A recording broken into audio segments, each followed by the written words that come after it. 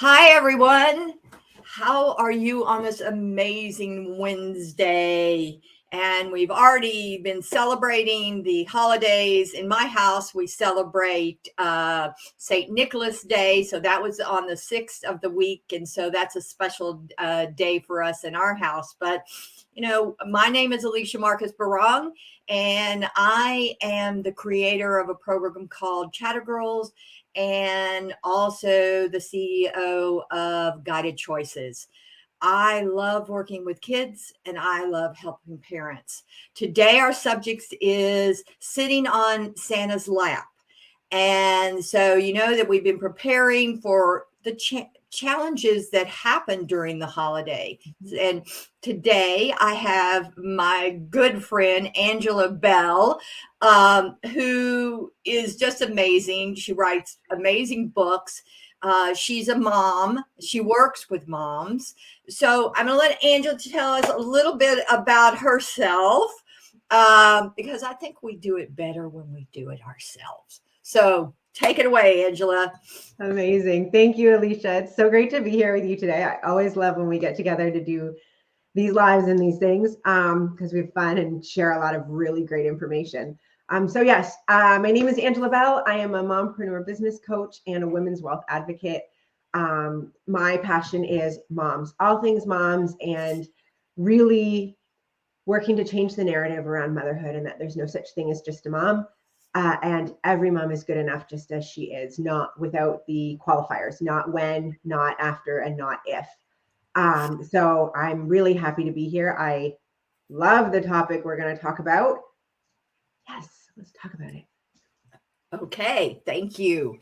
So today we're talking about the transition of when we're working with our kids, and the holiday begins as an anxiety time. Okay, it begins and it is an anxiety time for all of us, trying to get presents done, trying to deal with getting the tree up, or whatever holiday you celebrate during this time. And I want to be respectful in that because a lot of my Jewish friends are going, "We're just as crazy as you are." Yeah, absolutely. So we want to be respectful in that one, but it is a situation where sometimes being a mom is stressful for mom first, but then she's trying to get the children to do certain things. Now we know that we have to have that photo with Santa the first couple of years. I don't know. Do we really have to have that photo with Santa? Is there an alternative? So Angela's already told me she's got something to say about this. So I'll let her give us some feedback and we can talk about it. Yeah. Oh, yeah. So I do. I don't. I guess to start with, my premise is always that we really need to get rid of the have tos, right? And the shoulds, because that sets us up for part of the pressure and like a whole bunch of the anxiety. I don't think we have to have a picture with Santa if we don't want to. I don't think we have to do anything. When we're looking at these things that we're feeling pressured by, we really need to ask ourselves, is this because it matters to me, or is it because I'm trying to make someone else happy, or I'm worried I'm going to disappoint someone, or I'm feeling pressure from someone else? Because you don't need to take on their baggage, right? And specifically when it comes to things like pictures with Santa Claus. So I've taken my kids for pictures with Santa Claus. They're always given the choice. Do you want to go meet Santa? If they say no, we don't. If they say yes, we go meet Santa. Do you want to sit with Santa to have your picture taken? If they say no, we don't. If they say yes, then they can. But I maintain a very firm your body, your choice rule with my children, right? So they don't have to sit with Santa. They don't have to hug anybody they don't want to hug. A wave is fine. A fist bump works. A hiding behind mommy because you don't feel safe. We're going to honor how you feel. Because I want my children to know growing up, and I think we set the stage now when they're very young, that they don't have to put themselves in uncomfortable positions to please other people. And that's, in my mind, that's what we're doing. If I force them to sit on Santa and they don't feel good about it, I'm telling them that their comfort level and how they feel about the situation matters less than how I feel about getting that picture. And I'm teaching them that their comfort comes in second place to the needs and happiness of others. And I'm not prepared to do that. So, you know, one year my husband and I sat on Santa's knee and they got to stand beside us because that's what they were comfortable with. Sorry, Santa. He could have said no and we would have said, okay, fine. But he was a good sport about it. But it's showing them and teaching them that their boundaries and their personal space and what they're comfortable with matters, and that they're allowed to use their voice, and that I, as their mother, will listen when they use that voice. Absolutely. There's my strong feelings about it. And I have the same thing because, you know, I've worked with women for so many years and really working with women who have carried baggage from childhood. And one of the number one things is having to sit on Santa's lap or, you know, take a photo with the bunny or whatever. And people don't understand that we have to give. It's not a maybe or whatever. We have to give them a choice here because guess what? We talk about trauma. When I'm sitting there talking to a 35-year-old woman and she's still holding on to that trauma of having to sit in Santa's lap or have to go sit in Uncle John's lap when that's uncomfortable with them, that's not what we want for our children. You know, we as people who work with children and who have children, that is that photo worth it? In reality, oh yeah, and what happens to the photo? It goes in a box and it goes in a book. And when that person dies, you open the box and go, oh yeah, I remember that. And the trauma comes all back. And so, you know, we want the holidays to be special.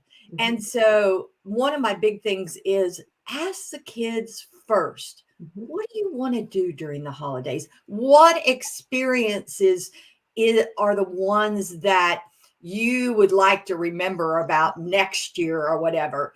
We, when my grandchildren were littler, they're a little older now, early teenagers.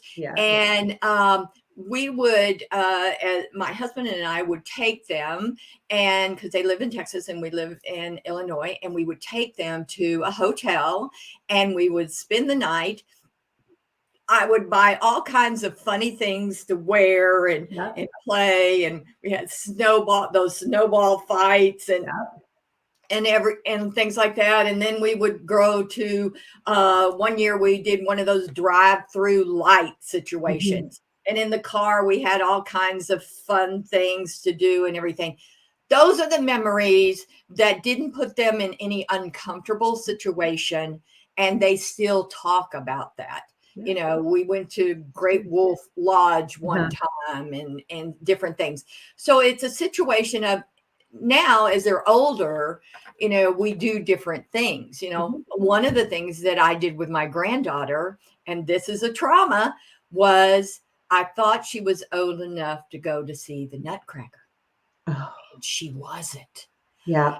And my in fairness, I would probably make that mistake too. Yeah. And so remember the pluses, the positives of the Nutcracker, forgetting there's that scary part. Yeah. Plus, she didn't understand it. She said, "There's no talking."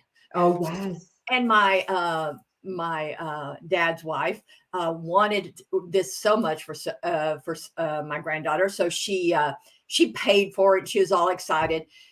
And so she went with us, and so she's halfway through there, and she goes, "She's not enjoying this." I'm going, "No." So we walked out, and I said, "What's wrong?" And she says, "I don't understand their story," even though she was in ballet at the time. That's why we chose that. She says, "I don't understand the story because they're not talking." Because in the past, we had always taken them to a Christmas show. So it's a matter of also be aware of what their comfort areas are in the special thing that you want to do with them, and look and find out what their identity is. So, you know, as much as we love the Nutcracker, and now she told me recently that she'd like to go, but not when she's 6. Yeah. And you see Yeah. all these little girls all dressed up and all excited and stuff like that. The only thing that was good about it was she picked out a snow globe that year from there, but that was it. Okay, there's a snow globe. Yeah, and she remembered it. Yeah. But yeah, it's like, be sure to ask them what memory do they want for the holidays, not what your memory is. 100%. It's funny. I don't think I take it to an extreme, but I'm sure it could be viewed that way. But, I'm one of those people that I don't even make my kids get dressed up to go to the family functions, right? I'm like, you wear what you're comfortable wearing. Because, and some of this is, granted, my traumas and my things coming back. But, we always try to do better for our children in every way that we can. And I'm working to not teach them that they have to look different or dress different to impress certain groups of people or to be accepted. So like, I fully agree. It's, I asked them, do you want to wear that? You do? Okay. You do you, boo. Right? Like, that's your jam. Okay.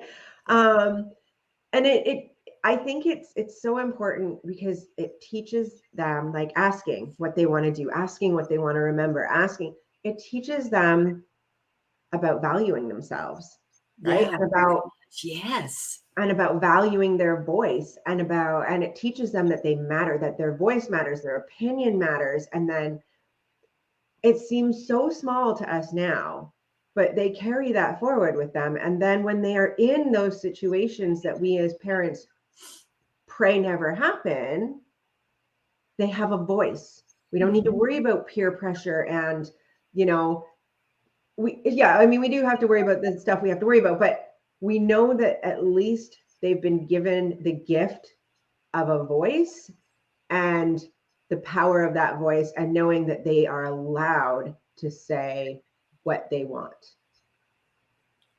Absolutely. And we look at the situation of talking with our children, absolutely, before you go to those family events. A lot of times those family events are big events. I mean, a lot of people are there, and a child, whether they have anxiety or not, walk in there and they are overwhelmed, and unless they've been reassured that they have a voice of saying, I need to go now, or can we go outside, or an alternative.